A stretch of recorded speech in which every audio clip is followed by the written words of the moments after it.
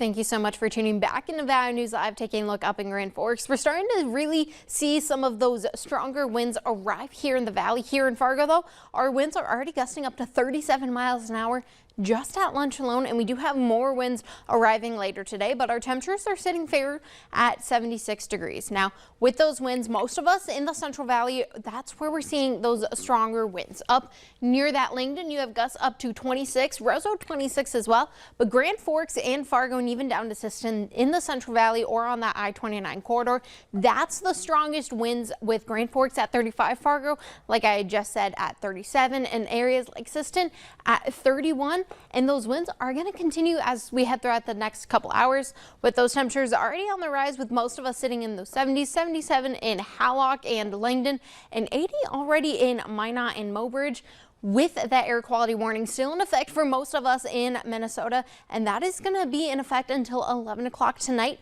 for some of that Canadian wildfire smoke we're already seeing here, and you can see it very faint on the visible satellite radar stretching through Detroit Lakes. Now, this is just the wildfire smoke we saw from yesterday's band, giving us that moderate air quality throughout the day today. But we have another band arriving tomorrow. So throughout the next couple hours, we're going to get some increasing, and we're going to get that better air quality throughout the overnight hours.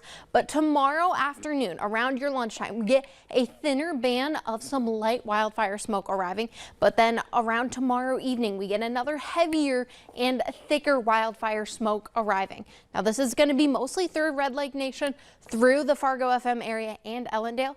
But on the bright side, it is going to move through very quickly, so we do see improvements by Sunday morning. But for your hour-by-hour forecast throughout the day today, we're going to see those temperatures continue to increase into those upper 80s while we still maintain those those breezy south winds. But some of us are also going to see some cloud coverage in the north, giving us a little bit of shade and cooling us down a little bit from those high temperatures in those 80s. Few of us out west even in those 90s. But overnight tonight, we're still going to maintain that cloud coverage in the north, and those winds finally calm down as we head throughout the morning hours. Some of us still might have some slightly breezy winds tomorrow morning out of the southeast, but otherwise temperatures are still going to be in those 60s. And tomorrow afternoon, we get right back up into those 70s and 80s. And some of us tomorrow afternoon may even be in those 90s. And we also see the winds switch to be out of the northwest. But this afternoon temperatures, like I said, are going to be warm and toasty, but we're still going to have those hazy skies throughout the day today, with those temperatures getting into those upper 80s here throughout the valley. And we increase even more tomorrow, getting into the 90s, but then don't worry for those who don't like the heat. We dip back into those 70s on Sunday as a cold front arrives, giving us some scattered showers, and even into Monday, we still see some of those showers in the northern valley, but we also get that hot humidity, feels like, with the temperatures sticking around in those 80s as we head into the week. So if you love the heat and love the humidity, this week's going to be perfect for you. Saturday's going to be great for those kiddos having one last weekend at home before school starts on Monday, and then temperatures are right back into the 80s and then 70s after.